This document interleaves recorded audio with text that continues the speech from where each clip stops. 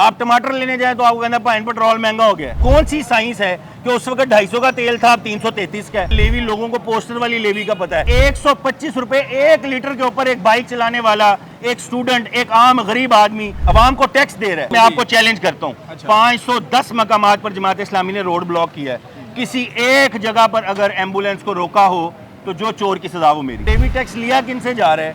ये उन लोगों से लिया जा रहा है कि जो राइडर्स हैं, जो बच्चे यूनिवर्सिटी और कॉलेज बड़ी मुश्किल से अपनी बाइक में 1 लीटर का पेट्रोल डलवाते हैं, वो भी 1 लीटर के ऊपर 125 रुपए तक लेवी और टैक्सेस अदा कर रहे हैं। आप अमीर ज़ादों पर क्यों टैक्स नहीं लगाते?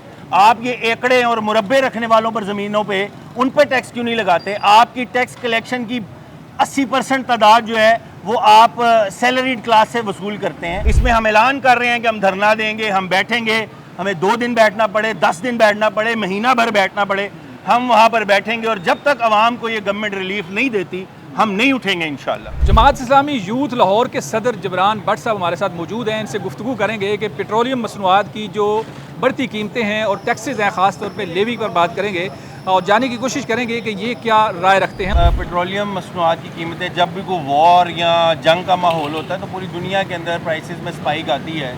और पाकिस्तान के अंदर भी लोगों ने जब आगाज़ में जंग का एक आगाज़ हुआ तो इस चीज़ को समझा, बावजूद इसके के लिए कि पहले से उनकी ज़िंदगियाँ हुक्मरानों ने मुश्किल की हुई थी, उसके बावजूद उन्होंने उसको टॉलरेट किया कि यार पूरी दुनिया के लिए एक मसला है। लेकिन अब तो पेट्रोल की प्राइसेस वापस उसी प्राइस पे आ गई है जब जंग शुरू हुई थी, और अब ऊपर उसके ऊपर भत्ताखोरी जो जारी है लेवी टैक्स की सूरत में, लोग उसको कबूल करने के लिए तैयार नहीं है। जाहिर है कि लोग ऑलरेडी, और ये लेवी टैक्स लिया किन से जा रहा है? ये उन लोगों से लिया जा रहा है कि जो राइडर्स हैं, जो बच्चे यूनिवर्सिटी और कॉलेज बड़ी मुश्किल से अपनी बाइक में 1 लीटर का पेट्रोल डलवाते हैं, वो भी 1 लीटर के ऊपर 125 रुपए तक लेवी और टैक्सेस अदा कर रहे हैं। तो हम ये समझते हैं जमात इस्लामी की ये जद्दोजहद है कि आम आवाम का मसला है, कोई ऐसा कोई खवास का चंद लोगों का मसला नहीं है, बल्कि ये वर्किंग वुमेन का मसला है, ये हर ट्रांसपोर्टर का मसला है, हर नौजवान का मसला है, डिलीवरी करने वालों का मसला है। तो ये जो भत्ताखोरी पेट्रोल के ऊपर है इसको ख़त्म होना चाहिए ताकि लोगों की ज़िंदगी आसान हो सके। देखें, ये गरीब आवाम से टैक्स लिया, जो इस्लाम का एक मतवाजी निज़ाम है वो ये बताता है कि आप उसकी हैसियत के मुताबिक उससे टैक्स वसूल करेंगे। ये जो टैक्स लग रहा है, देखें, आप जागीरदारों पर क्यों टैक्स नहीं लगाते? आप अमीर ज़ादों पर क्यों टैक्स नहीं लगाते? आप ये एकड़े और मुरब्बे रखने वालों पर, ज़मीनों पे, उन पर टैक्स क्यों नहीं लगाते? आपकी टैक्स कलेक्शन की 80% तादाद जो है वो आप सैलरीड क्लास से वसूल करते हैं। तो ये जो टैक्सेशन का निज़ाम है ये भी रेगुलराइज होना चाहिए, को अक्ल होनी चाहिए कि आपने टैक्स इम्पोज कैसे करना है। दूसरी बात यह है कि जब आप पेट्रोल की बात करते हैं तो ये सिर्फ एक फ्यूल तक की बात नहीं है कि गाड़ी या बाइक में पेट्रोल डलना है। इसकी बुनियाद के ऊपर आपकी जो ट्रांसपोर्ट है उसके नतीजे में, फ्रेट के नतीजे में आपकी हर चीज़ को एक ट्रिकल डाउन इफेक्ट होता है जिससे हर चीज़ की कीमत बढ़ जाती है। आप टमाटर लेने जाएँ तो आपको कहना पाइन पेट्रोल महंगा हो गया, उसकी भी ट्रांसपोर्ट कहीं पे वो उगता है, कहीं पे गाड़ी पे रखा जाता है, फिर लाहौर पहुंचता है, कराची पहुंचता है। तो पेट्रोल की कीमत हर चीज़। और दूसरी बात ये कि पूरी दुनिया के अंदर, मुझे अल्लाह ने मौका दिया है, मैं दुनिया के मुख्तलिफ हिस्सों में गया हूँ, पूरी दुनिया के अंदर प्राइसेस को कंट्रोल कैसे किया जाता है कि जब ऐसी कोई अनसर्टेन सिचुएशन होती है तो हुकूमतें उसको सब्सिडाइज करती हैं, वो बोझ अपनी आवाम पर नहीं आने देती। $72 फी बैरल था जंग से पहले और अब 74 लीटर। अब ये कौन सी साइंस है कि उस वक्त 250 का तेल था, अब 333 का है? ये कौन से अरस्तू बैठे हुए हैं भाई? इसी मौके पे आपने लोगों की मुश्किल करनी है ज़िंदगी।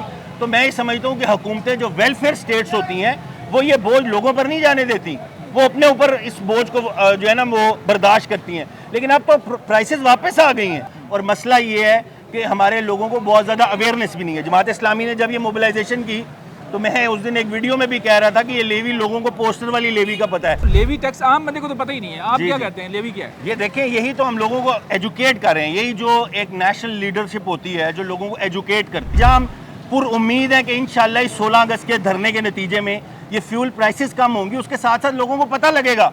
तो पंजाबी में कहते हैं उनके साथ तो क्या हो रहा है, उनके साथ फ्रॉड क्या हो रहा है कि ये 125 रुपए 1 लीटर के ऊपर एक बाइक चलाने वाला, एक स्टूडेंट, एक आम गरीब आदमी अवाम को टैक्स दे रहा है। यानी जो पेट्रोल की असल कीमत है उससे 125 रुपए हर लीटर पे। तो ये लेवी टैक्स हुकूमत नाजायज़ टैक्स वसूल कर रही है, लोगों पर बोझ डाल रही है, उनकी ज़िंदगियों को मुश्किल तर कर रही है। मुझे ये बताएं कि पहले आपका एहतजाज चंद दिन पहले भी हुआ जी, और हम उस ब्रीफिंग में भी थे अमीर साहब ने कहा जी एहतजाज होगा और उठना तब है जब काम होगा। तो मैंने सवाल किया, मैंने कहा जी एहतजाज होगा, सड़कें ब्लॉक होगी, लोगों को तकलीफ होगी, तो ये लोगों के हक के लिए आप जा रहे हैं तकलीफ के लिए, तो ऐसा एहतजाज करें जिससे लोगों को तकलीफ भी ना हो। बट उन्होंने कहा कि हमने एहतजाज करना है, एहतजाज तो सड़कों पे होगा। अच्छा, वो एहतजाज हुआ फिर ख़त्म हो गया, तो अभी फिर 16 को हो रहा है, तो क्या हिकमत अमली थी? पहले एहतजाज हुआ फिर ख़त्म हो गया, दोबारा मूवमेंट बनती है ना तो उसके मराहल होते हैं। देखिए, हमने पहले हर जुमे को एहतजाज किया, फिर हमने शाहराहों को बंद किए बगैर एहतजाज किया, खामोश एहतजाज किया, फिर हमने उसको गेयर अप करते हुए सड़कों को बंद करने, क्योंकि अनफॉर्चुनेटली हमारी हुकूमतों के कान पे जूं उस वक्त तक नहीं रही थी जब तक निज़ाम को आप जैम ना करें। फिर भी हमने लोगों को बताया, इंतज़ामिया को पहले इन्फॉर्म किया कि ये रूट्स होंगे, ये सड़कें हम बंद करेंगे पूरे मुल्क में, और लोगों को हमने कहा कि जो इन रूट्स पर आए वो हमारे साथ यकजहती के लिए आए, वो आए और अपने इंजन को ऑफ करे। लिहाजा हमने लोगों को ऑल्टरनेट हॉस्पिटल जाना है, वो क्या करेगा? सड़क ब्लॉक। हमने आपको, मैं दर्जनों वीडियोस आपको मैं भेज सकता हूँ कि एम्बुलेंस के लिए हमारे लोगों ने भाग भाग के उनको एम्बुलेंस को रास्ता दिया है। एक भी एम्बुलेंस में आपको चैलेंज करता हूँ, 510 मकामात पर जमात इस्लामी ने रोड ब्लॉक किया है। किसी एक जगह पर अगर एम्बुलेंस को रोका हो तो जो चोर की सजा वो मेरी। एक जगह पर भी नहीं हुआ। हम आपको एम्बुलेंसेस थी, कोई आम मरीज रक्षा में किसी ने कहा जी मेरी वालदा में इनको अस्पताल, उनको भी कहा आप जाएं।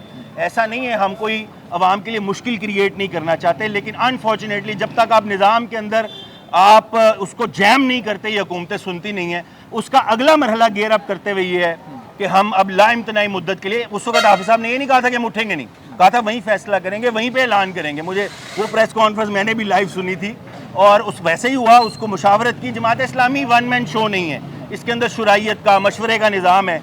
जब उन्होंने 9 तारीख का ऐलान किया, फिर सब ने मशवरा किया कि आज़ादी के प्रोग्रामात हैं, एक पूरी तकरीबात का सिलसिला है। जमात इस्लामी के अपने सैकड़ों नहीं हज़ारों प्रोग्रामात हैं, आपको पता है जमात इस्लामी भी अपनी एक्टिविटी रखती है।